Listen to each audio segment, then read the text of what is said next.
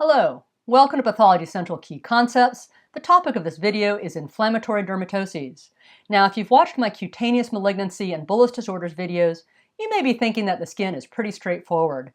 The inflammatory dermatoses are anything but that. And in part, that's because they have to deal with immune dysregulation. And whenever you bring in the immune system, things get complicated. Now, when you think about it, the skin, like the gastrointestinal tract, is our interface with the outside world. And the skin is exposed to a variety of antigens and pathogens and is tasked with mounting an appropriate immune response. The inflammatory dermatoses arise when we have immune dysregulation. I'm going to begin by reviewing the patterns of inflammation of the skin. This is a somewhat more sophisticated approach to looking at these diseases, and I'm doing this not because I'm trying to train you to be dermatopathologists, but because I think some sort of framework is necessary, or else this just becomes a laundry list of diseases and you just memorize. So I'm trying to provide some context. Once we have set up that context, I'm going to go through 6 different diseases that fall into one of the 3 patterns of inflammation of the skin: the spongiotic dermatitis, interface dermatitis, and the Psoriasiform dermatitis. Let's begin first by remembering what the skin looks like. So here we see the stratum corneum, which is, you can see that right here. Beneath that we have our granular layer, and then the spinous layer. And at the very bottom of the epidermis, we have our basal layer, and we have our superficial dermis. Now, there's some terms I'm going to be using throughout this talk, and I'm going to introduce them here. So here we have a healthy stratum corneum, this basket weave appearance. When we get some of these diseases, we will get hyperkeratosis, which will be significant thickening of the stratum corneum and loss of this basket weave appearance. It'll be a thickened strip. Now, if we lose our nuclear features, that will be called hyperkeratosis. If we retain the nuclei, it is called parakeratosis, and you'll see examples of both of these. Another term I will be using is acanthosis, which is when we get expansion of the spinous layer. We'll sometimes use this interchangeably with epidermal hyperplasia, because epidermal hyperplasia is typically due to acanthosis. This is the area that expands. And then another term I'll be using will be spongiosis. That's when you see edema in the epidermis, which is going to pull apart and splay the keratinocytes, making the intercellular junctions more apparent. All right, so let's begin first by thinking about the clinical presentation of the inflammatory dermatoses. They can have an acute onset, so arising over days to weeks. And in these instances, we will see an inflammatory infiltrate composed predominantly of lymphocytes and macrophages. Neutrophils are not a significant component of this infiltrate. When we have injury, we can get edema, and I send you back to the acute inflammation lectures. This edema may be in the epidermis, the dermis, or both. Now, injury can occur to the epidermis, the vasculature, or to the subcutaneous tissue. I'll be focusing on the epidermal and dermal epidermal junction in this talk. Now, you can also have inflammatory dermatoses that evolve over months to years. And in these circumstances, what the characteristic findings will be changes in epidermal growth, so either atrophy or hyperplasia. And because of the chronicity and the secretion of cytokines, we're going to get dermal fibrosis. Okay, so here are the different patterns of inflammation in the skin. And again, not trying to turn you into dermatopathologists, just trying to provide a framework. So spongiotic dermatitis refers to epidermal edema, spongiosis. Examples of this include allergic contact dermatitis and atopic dermatitis. In spongiosis, this fluid is going to splay apart our keratinocytes, causing prominent intercellular bridges. As that fluid builds up, you get vesicle formation that can go on all the way to form bulla that are visible. Also, we tend to see dermal edema and a superficial mixed inflammatory perivascular infiltrate. The second pattern is interface dermatitis. This is going to be an inflammatory infiltrate at the dermo-epidermal junction. There are 2 patterns we can see. One is where we see vacuolar degeneration of basal keratinocytes. The example of this will be Erythema multiforme. And the other pattern is a dense band of inflammatory infiltrate, a lichenoid reaction. And an example of this is Lichen planus. The final pattern is Psoriasiform dermatitis, not surprisingly associated with psoriasis, but also with Lichen simplex chronicus. What we see here is epidermal hyperplasia due to acanthosis, remember, expansion of the stratum spinosum.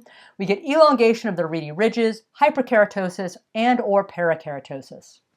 So these are the 6 entities that I will be looking at in their categories. So spongiotic dermatitis encompasses the acute eczematous dermatitis, of which there are multiple examples. The 2 I will focus on are allergic contact dermatitis and atopic dermatitis. The next pattern is interface dermatitis, Erythema multiforme, which shows the vacuolar pattern, Lichen planus with that lichenoid pattern. And finally, Psoriasiform dermatitis with psoriasis and Lichen simplex chronicus. So let's begin with our spongiotic dermatitis example of acute eczematous dermatitis. So this is one of the most common skin disorders. The name eczema comes from the ancient Greek, meaning to boil over. And there are multiple clinical subtypes. So the first that I'll mention is allergic contact dermatitis. And for me personally, what this invokes is poison ivy. This is a delayed type hypersensitivity that is cell-mediated, so type 4. The second category to look at is atopic dermatitis. This is due to defects in epidermal barrier function, which increases skin permeability to antigens. This is similar to what we see in inflammatory bowel disease, and I encourage you to take a look at that video. The next 3 entities I'm not going to go into in much detail, other than to say that drug-related eczematous dermatitis is due to hypersensitivity reaction to a drug.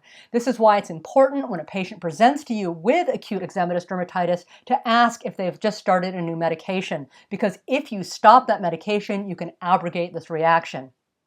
Next, we have photoeczematous dermatitis, which is an atypical reaction to ultraviolet or visible light.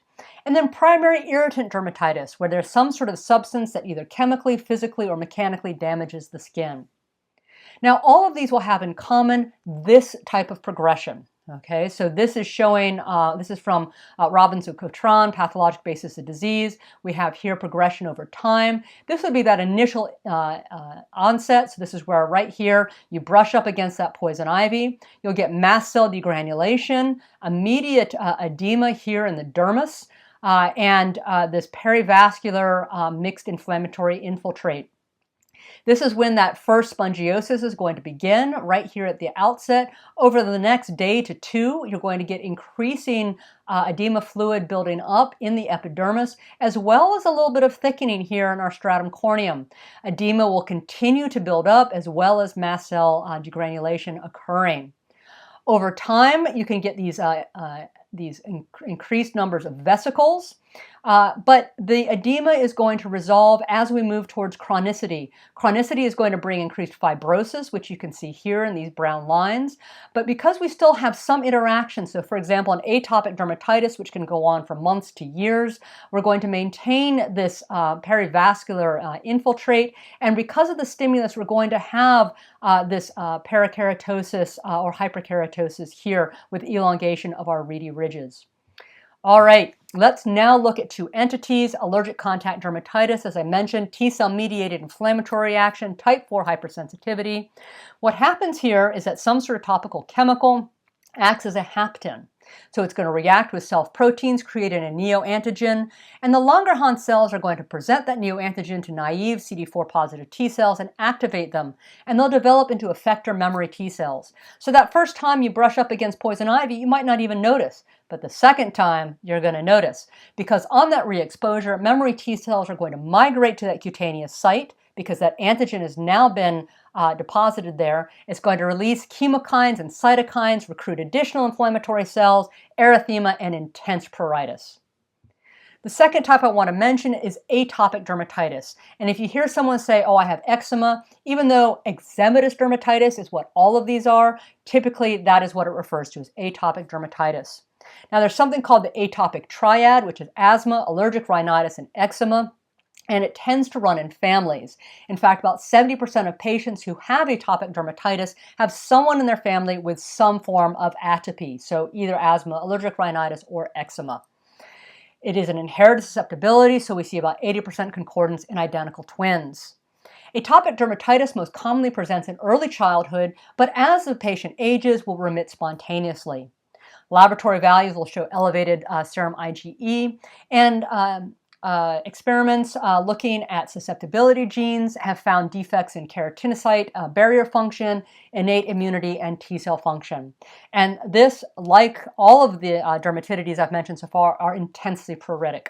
And we'll see why when we get to the end, when we talk about Lichen simplex chronicus, that something that is pruritic can cause secondary lesions.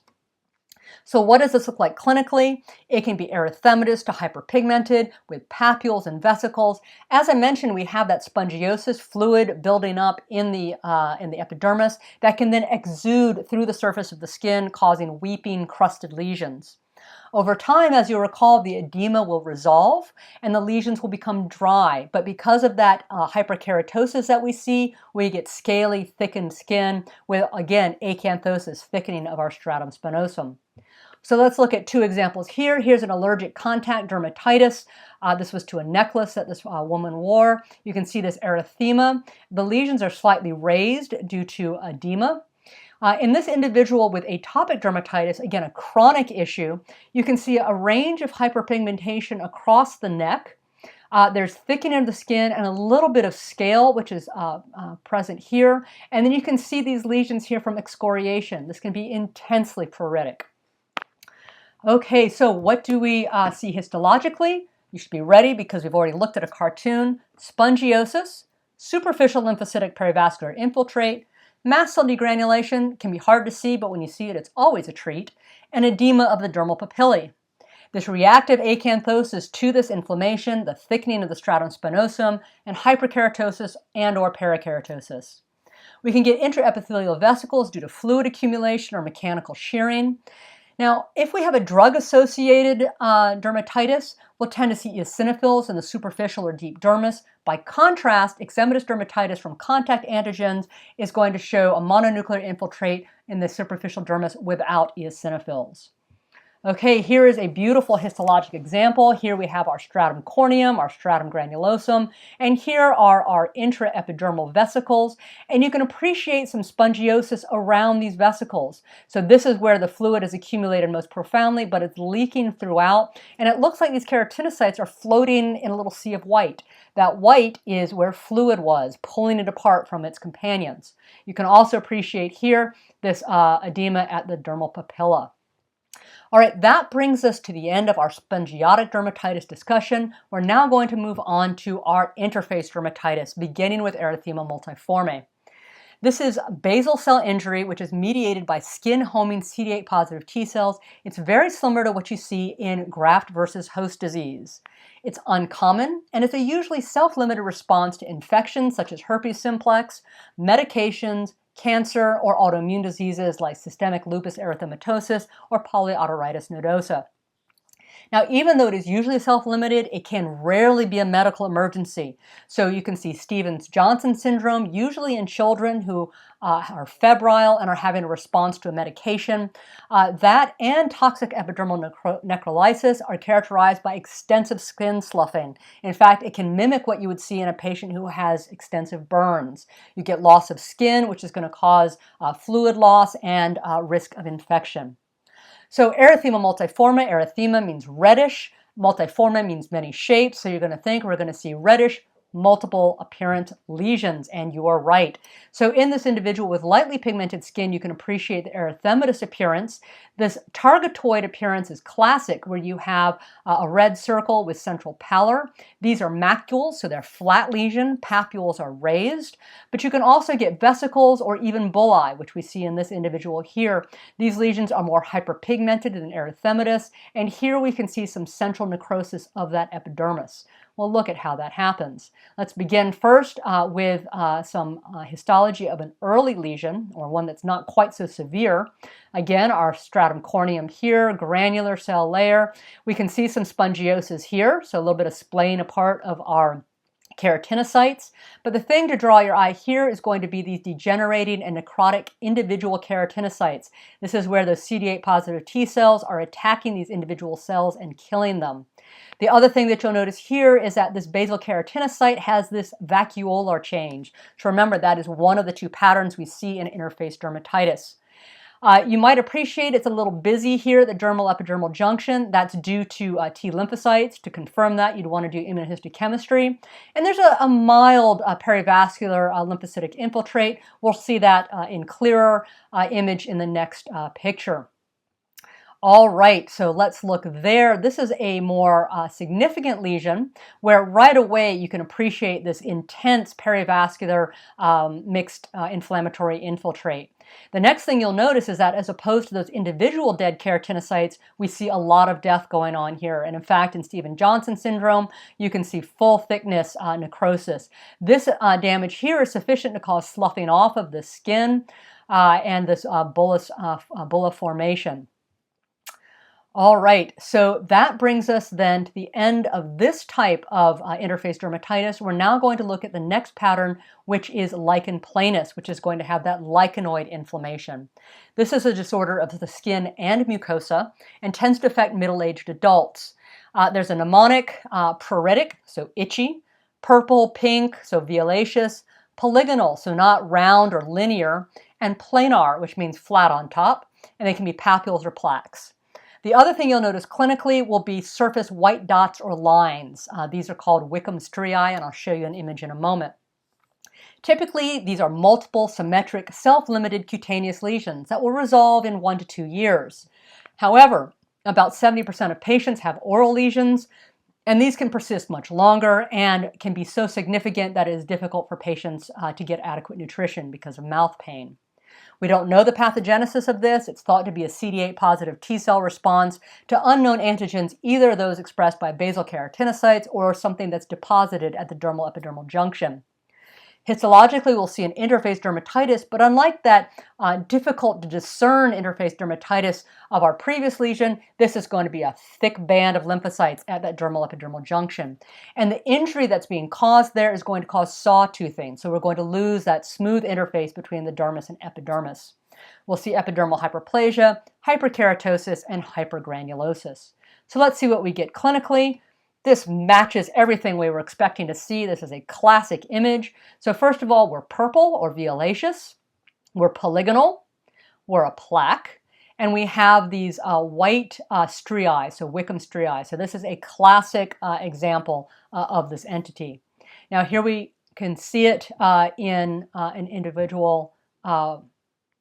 Here we can see it in an individual with lighter skin, where we have erythematous to tan raised lesions, again polygonal, except for this interesting linear one here. And this gives me the opportunity to mention for you the Koebner phenomenon. So what we see in the Koebner phenomenon is that individuals who are predisposed to multiple different types of dermatologic diseases, if they cause some sort of trauma, so scratching, that lesion will arise in that area of trauma. So if this individual were to scratch right here, they would get a linear plaque that arose in that area. Let's look at the histology. And we can see here, this is a beautiful classic example, right? So absolutely pathognomonic. We see here this dense band of mixed inflammation of mononuclear cells, so lymphocytes. You can even get a little bit of bonus perivascular lymphocytic infiltrate. You can see that the epidermis is quite thickened, and we have this sawtooth appearance at the dermal epidermal junction. We have our hyperkeratosis, and even at this power, you can appreciate the hypergranulosis. Look how prominent this dark purple is, but you don't need to stick with low power. Let's go on high power, and you can see again the sawtoothing, the band of mixed inflammation, and here that hypergranulosis. And you can see here that this is in fact hyperkeratosis. We don't have the nuclear features, so this is not parakeratosis. Okay, so this brings us now to our final pattern, the Psoriasiform dermatitis, and the classic example will of course be psoriasis. Psoriasis is a chronic T-cell mediated inflammatory dermatosis that's thought to be autoimmune, and in part because of its response to immune modulating medications. It's believed to be due to genetic and environmental factors, some combination of self and environmental antigens.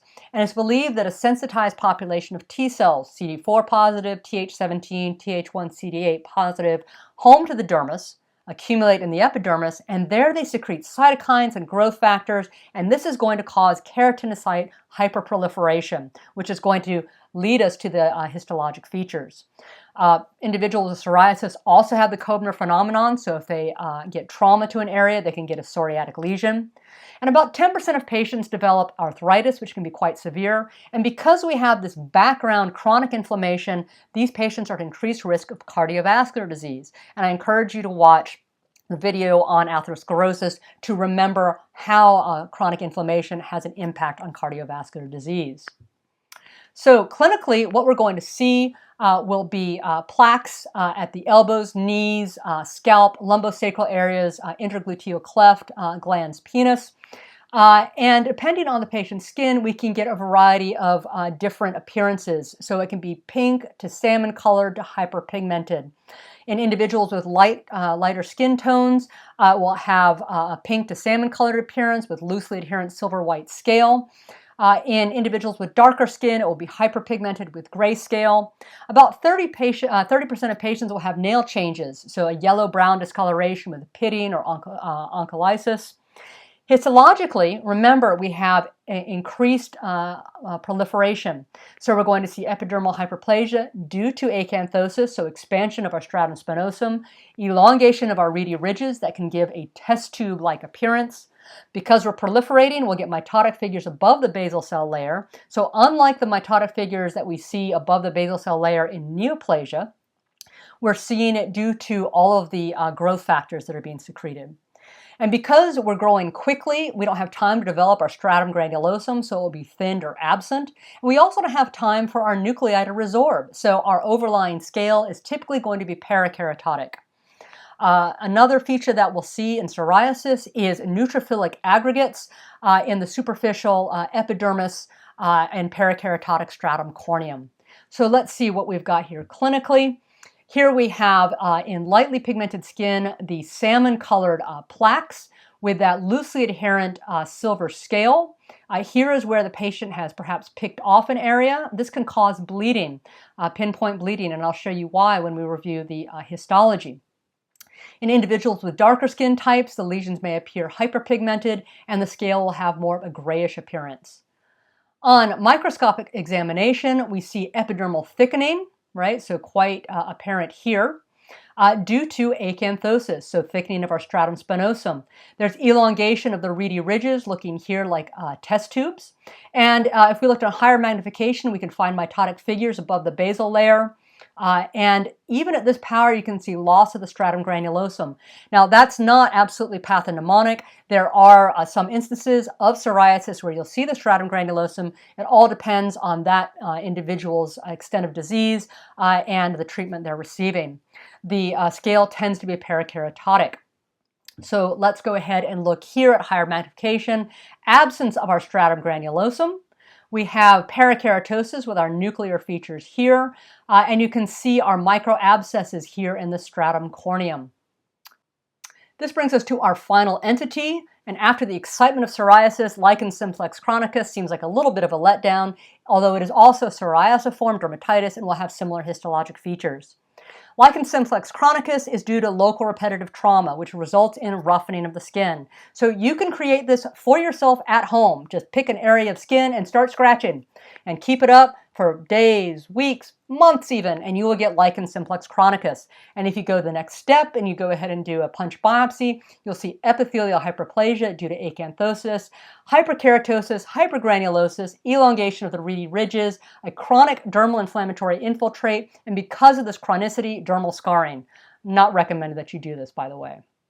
What do we see histologically? It looks at first blush somewhat similar to psoriasis, which is not surprising since this is a Psoriasiform dermatitis. We see our elongation of the reedy ridges. We have this chronic dermal inflammatory infiltrate, some scarring below. The scale here is going to be hyperkeratotic, not parakeratotic. And if you were to look on higher magnification, you would not see those neutrophilic microabscesses. And of course, the clinical presentation is completely different for Lichen simplex chronicus compared to psoriasis. So I'd like to leave you with a few questions just to review what it is you've learned. I encourage you to see if you can recall the 3 patterns as well as which diseases you see with each. I think that having that framework is useful. But it's also just a couple of questions. How does acute eczematous dermatitis evolve clinically and histologically over time?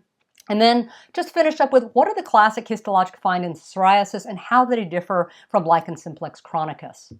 All right, and as always, thank you very much for your time and attention. I hope you find this useful. Thank you very much.